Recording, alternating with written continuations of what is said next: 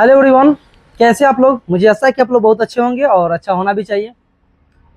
तो चलिए आज हम बात करने वाले हैं अगला एक्सरसाइज की प्रश्नावली 3.1। ठीक है ना। प्रश्नावली 3.1 का क्वेश्चन आज हमको सोल्यूशन करना है। देखिए तीनों क्वेश्चन को हमने लिख डाला है और इसको हम यहाँ पे सोल्यूशन करेंगे। आज का वीडियो ज़्यादा देर नहीं होगा, मुश्किल से 5-7 मिनट बहुत हो गया। चलिए देखते हैं, क्योंकि एक ही एक्सरसाइज बताना है प्रश्नावली 3.1, इसमें 3 क्वेश्चन आया हुआ है। तो क्वेश्चन पढ़ते हैं। कहता है कि आफ्ताब अपनी पुत्री से कहता है कि 7 वर्ष पूर्व मैं तुमसे 7 गुनी आयु का था, अब से 3 वर्ष बाद मैं तुमसे केवल 3 गुनी आयु का रह जाऊंगा। इस स्थिति में बीजगणितीय एवं ग्राफीय रूपों में व्यक्त कीजिए। तो सबसे पहले हम बीजगणित के रूप में इसको हम व्यक्त करते हैं भाई साहब। ग्राफ की तो बात करेंगे नहीं, क्योंकि जब ग्राफ में सिखाएगा उस वक्त आपको बता देंगे। तो सबसे पहले बीजगणित के रूप में हम यहाँ पे व्यक्त करते हैं। क्वेश्चन को हम बारीकी से समझेंगे, जो कहता है उसको पहले हमको करना है। ठीक है ना। कहता है कि आफ्ताब अपनी पुत्री से कहता है कि 7 वर्ष पूर्व मैं तुमसे 7 गुनी आयु का था। तो मान लेते हैं, माना कि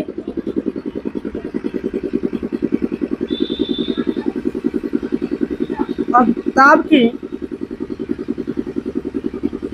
वर्तमान उम्र 100 वर्ष है तथा उसकी पुत्री की वर्तमान उम्र y वर्ष।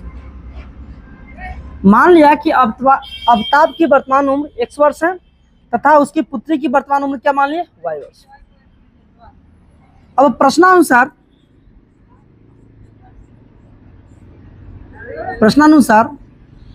क्या कहता है कि 7 वर्ष पूर्व मैं तुमसे 7 गुनी आयु का था। वो तो पहले छोड़ते, पहले दोनों को बराबर करते हैं। अब देखिए क्या कहता है कि 7 वर्ष पूर्व मैं तुमसे 7 गुनी आयु का था। आफ्ताब बोलता है कि 7 वर्ष पूर्व, तो 7 वर्ष पूर्व है, तो प्रश्नानुसार 7 वर्ष पूर्व, 7 वर्ष पूर्व का मतलब हुआ 7 वर्ष पहले। तो 7 वर्ष पहले इसका मतलब 7 वर्ष इसमें से भी घट जाएगा। आफ्ताब और की उम्र में से और उसकी पुत्री की उम्र में से भी कितना घटेगा, 7 वर्ष। मतलब उसकी पुत्री और आफ्ताब दोनों की उम्र में से कितना घटा दिए हम, 7 वर्ष घटा दिए। बैकअप में जाना है, तो बैकअप में जाना है तुमको तो घटाना पड़ेगा। अब कहता है कि 7 वर्ष पूर्व मैं तुमसे 7 गुनी आयु का था। 7 वर्ष पूर्व मैं तुमसे 7 गुनी की आयु का था। तो एक्स किसका है, एक्स तो होगी आपको आफ्ताब की उम्र। आफ्ताब बोल रहा है कि 7 वर्ष पूर्व मैं तुमसे 7 गुनी आयु का था, मतलब यह था। इसका मतलब दोनों को बराबर करना था, तो गुना तो इसमें करना होगा। ये तो 7 गुना है ही, तो जब दोनों को बराबर करना है तो पुत्री में ना गुना करेंगे हम। चलिए अब यहाँ से सोल्यूशन करते हैं। तो क्या होगा, x माइनस का 7 डिसिकल टू 7y माइनस का 49 डिसिकल टू x, इधर आएगा तो माइनस y, इधर जाएगा तो क्या होगा माइनस का 7 और प्लस का 49 डिसिकल टू क्या होगा 0। x माइनस 7y प्लस का 42 डिसिकल टू 0। एक ये हो गया। क्लियर। अब यहां से हम देखेंगे, फिर बोलता है 3 वर्ष बाद, यहां लिखो 3 वर्ष बाद। 3 वर्ष बाद का मतलब क्या हुआ, x प्लस 3 इधर भी करेंगे और y प्लस 3 इधर भी करेंगे। अब बोलता है 3 वर्ष बाद मैं तुमसे केवल 3 गुनी आयु का रह जाऊंगा। मैं 3 वर्ष बाद मैं केवल तुमसे 3 गुनी आयु का रह जाऊंगा, मतलब यह रह जाएगा तो इसमें गुना करना होगा 3 से। तो क्या होगा, x प्लस का 3 बराबर का 3y प्लस का क्या हो जाएगा 9। इस प्रकार से x माइनस का 3y प्लस का 3 माइनस का 9 this equal to 0। x minus का 3y माइनस का 6 दिस इक्वल टू क्या हो गया 0। तो एक इक्वेशन मेरा यह बन गया, एक बन गया यह, एक इक्वेशन मेरा यह बन गया और एक इक्वेशन मेरा वह बन गया। मतलब कि यह दिख नहीं रहा है, तो नहीं दिख रहा है तो यहाँ पे लिखेंगे इसको हम। चलिए यहाँ पे लिख देते हैं इसको, x माइनस का 3y, इसको चलिए यहाँ से उठा के हम इसको यहाँ लिख देते हैं। ठीक है ना। एक्स माइनस का 3y माइनस का 6 दिस इक्वल टू 0। एक ए हो गया और एक मेरा ए हो गया, ये आपका बन गया बीजगणितीय रूप में बन गया। बीजगणितीय रूप में हमने इसको व्यक्त कर दिया, ठीक है ना। बहुत सिंपल क्वेश्चन था, बहुत आराम से बना दिया। अब अगला क्वेश्चन की बात करते हैं। ये दिख रहा है ना, थोड़ा सा देख लेते हैं।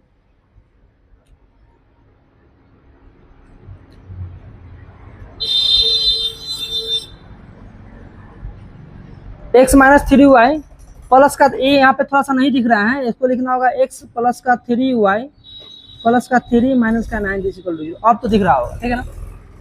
तो हमने यहाँ से इसको यहाँ सोल्यूशन कर दिया। तो बीजगणितीय रूप में यह हो गया आपका। इसको सजा के चाहे तो आप यहाँ लिख सकते हैं कि एक्स माइनस 7y प्लस 9z इज इक्वल टू 0, 42 है सॉरी, और यहाँ पे एक्स माइनस का 3y minus 6 is equal to 0। Clear. तो आपका पहला क्वेश्चन डन होगा बात से। पहला क्वेश्चन क्या हो गया, डन। अगला क्वेश्चन पढ़ते हैं। बहुत ही सिंपल क्वेश्चन है, बस आप लोग इसको ध्यान से देखते रहिए। क्रिकेट टीम के एक कोच ने 3900 रुपए 3 बॉल तथा 6 गेंद खरीदा। 3900 रुपए में कितना खरीदा, 3 बॉल तथा 6 गेंद खरीदा। उसने एक और बल्ला तथा उसी प्रकार के 2 गेंद 1300 रुपए में खरीदा। इस स्थिति में बीजगणितीय तथा ज्यामितीय रूप में व्यक्त कीजिए। तो देखो, मान लेते हैं कि यहाँ पे क्रिकेट टीम है, एक कोच ने 3900 रुपए में 3 बल्ला। तो माना लिया कि यहाँ पे एक बल्ला की कीमत, माना कि एक बल्ला की कीमत बराबर एक्स मान लिया, तथा एक गेंद की कीमत मान लेते हैं बराबर वाई रुपया मान लिया। एक बल्ला की कीमत 100 रुपया मान लिया तथा एक गेंद का कीमत क्या मान लिया हमने, वाई रुपया। अब प्रश्न से चलेंगे,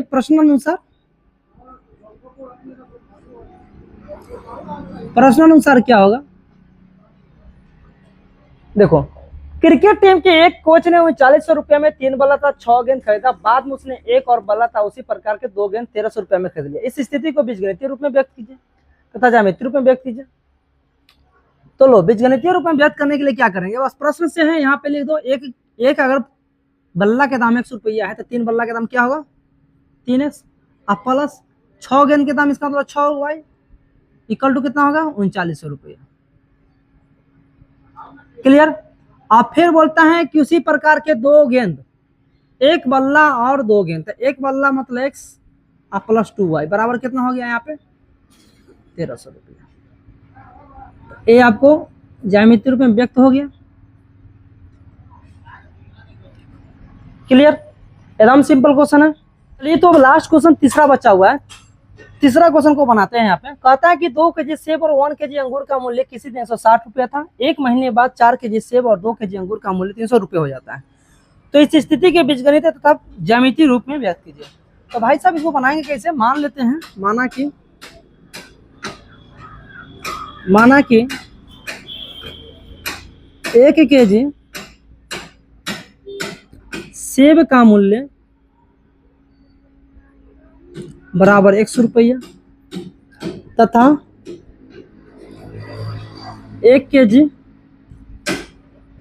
अंगूर का मूल्य बराबर y रुपया। तो प्रश्नानुसार क्या करेंगे हम, चूंकि 1 केजी सेब का दाम 100 रुपया है तो 2 केजी का कितना हो जाएगा 2x प्लस, और 1 केजी अंगूर है तो y बराबर कितना हो जाएगा यहाँ पे 160 रुपये।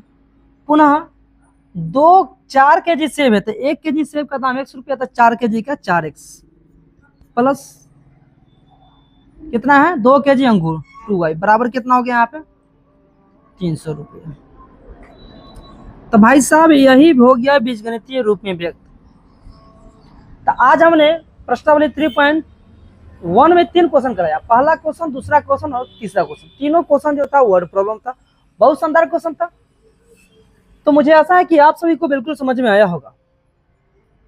तो चलिए मेरे प्यारे भाई, आप लोग यदि मेरे चैनल पे नए हैं तो प्लीज जरूर सपोर्ट कीजिए। सपोर्ट करने का मतलब यह हुआ कि आप लोग जरूर सब्सक्राइब कर लीजिए, लाइक कीजिए, कमेंट कीजिए एंड जहां तक हो सके वहां तक का वीडियो आप शेयर कीजिए।